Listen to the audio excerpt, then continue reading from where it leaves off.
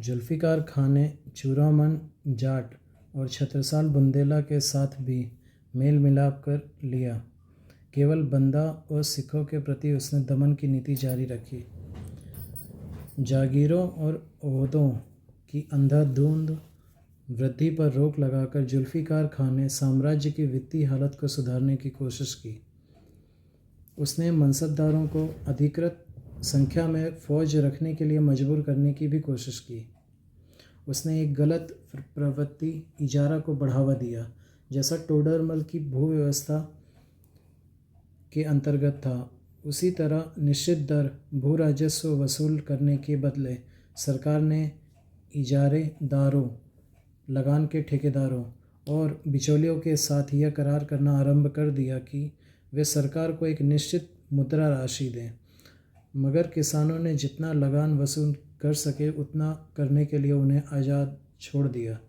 इससे किसानों का उत्पीड़न बढ़ा। अनेक शाही सामंतों ने जुल्फ़िकार खां के विरुद्ध षड्यंत्र किया। इससे भी बुरी बात यह हुई कि बादशाह ने उसे अपना विश्वास और सहयोग पूरी तरह नहीं दिया।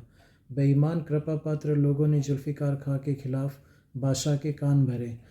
उसे कहा गया कि उसका वजीर बहुत ही ताकतवर और महत्वाकांक्षी होता जा रहा है और वह खुद बादशाह का तख्ता पलट कर सकता है। कायर बादशाह की हिम्मत नहीं हुई कि वह ताकतवर वजीर को बर्खास्त कर सके, मगर उसने गुप्त रूप से वजीर के खिलाफ षड्यंत्र करना शुरू कर दिया। स्वस्थ प्रशासन के लिए इससे बढ़कर विध्वंसकारी कार्य और कुछ नहीं हो सकता था।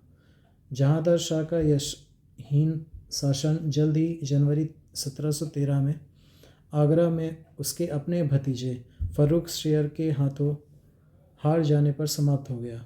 फ़र्रुख-शेर को अपनी जीत सैयद बंधुओं अब्दुल्ला खां, हुसैन अली खां बरा के कारण मिली। इसलिए अब्दुल्ला खां को वजीर का पद और हुसैन अली खां को मीर बख्शी का ओहदा मिला। जल्द ही राजकाज में दोनों भाइयों का बोलबाला हो गया। फ़र्रुख-शेर में शासन करने की क्षमता नहीं थी। वह कायर, क्रूर, अविश्वसनीय और बेईमान था। इसके अलावा वह नालायक, मुँह लगे लोगों और चापलूसों के असर में आ जाता था।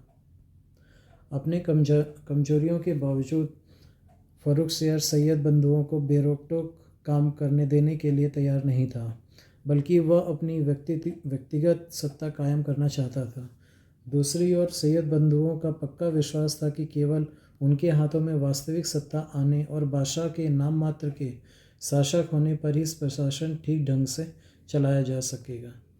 साम्राज्य का अपकर्ष रोका जा सकता है।